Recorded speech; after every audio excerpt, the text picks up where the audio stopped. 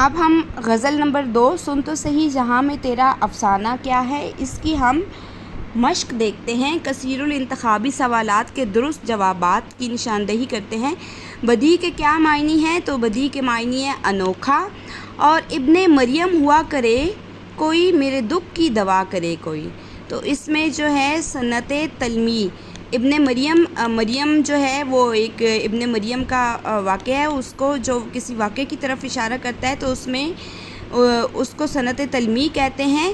تضاد کس زبان کا لفظ ہے؟ تو تیسرے نمبر پر ہم دیکھتے ہیں کہ تضاد جو ہے وہ عربی زبان کا لفظ ہے، اس سے مراد ہے ایک دوسرے کی ضد، تو تضاد جو ہے وہ عربی زبان کا۔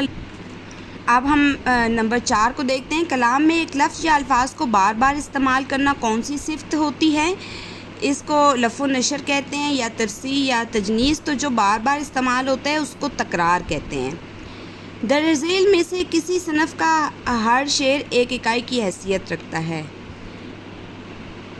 تو اس میں جو ہے غزل کا ہر شعر ایک اکائی کی حیثیت رکھتا ہے۔ نظم میں تو سارا جو ایک ہی چیز کو، ایک ہی ہم کانٹینٹ کو کہہ لیں یا ایک عنوان کو کہہ لیں، ایک عنوان کو دے کر ہم مد نظر رکھ کر آگے چلتے ہیں، لیکن غزل کا جو ہر شعر ہوتا ہے اس میں مختلف عنوانات پائے جاتے ہیں، تو ہر شعر جو ہے وہ اکائی کی حیثیت رکھتا ہے، وہ ہے غزل۔ حیدر علی آتش کی غزل پڑھنے کے بعد درج ذیل غزل کا مطالعہ کرتے ہیں، ہم دوسری غزل کا مطالعہ کرتے ہیں اور حیدر علی آتش کے طرز تحریر کی شناخت کرنے کی کوشش کرتے ہیں۔ ذہن پر ہیں ان کے گماں کیسے کیسے، کلام آتے ہیں درمیاں کیسے کیسے، زمین چمن گل کھلاتی ہے کیا کیا، بدلتا ہے رنگ آسماں کیسے کیسے، نہ گورے سکندر نہ قبر دارا، مٹے نامیوں کے نشاں کیسے کیسے، دل و دیدہ اہل عالم میں گھر ہے، تمہارے لیے ہے مکاں کیسے کیسے، غم و غصہ و رنج و اندواء و حرماں، ہمارے بھی ہیں مہرباں کیسے کیسے۔